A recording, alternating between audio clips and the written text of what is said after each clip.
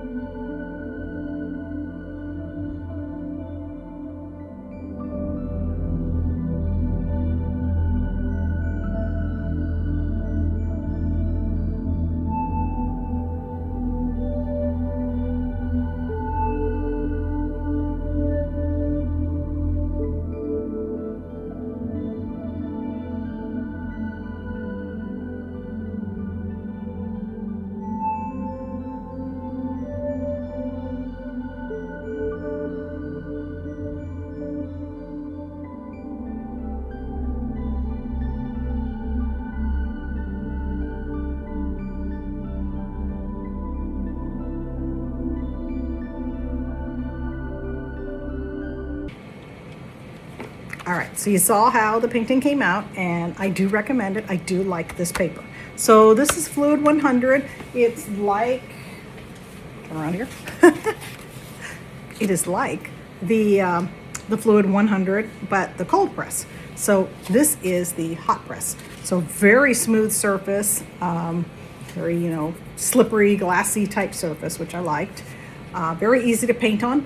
Hot press is a little bit harder when if you want to try to lift and get something up, good luck, it's not happening. So it's going to stain. So make sure you know exactly where you're putting stuff. Now, I've never tried using masking fluid on a hot press paper. I've only used it on cold press, so I'll have to try that. But I do really like this surface. I think when I used this one, this might have been my first test to get into deciding to try hot press with portraits. And I like it a lot. So definitely a plus on this. I'm going to leave you my links, my affiliate links for this one, so you can get it. You can get it from Amazon. Comes in, I believe this one comes in bigger sizes too. This is a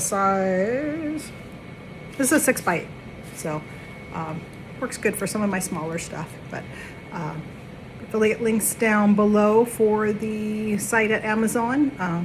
If you don't mind going through that way, it would be fantastic.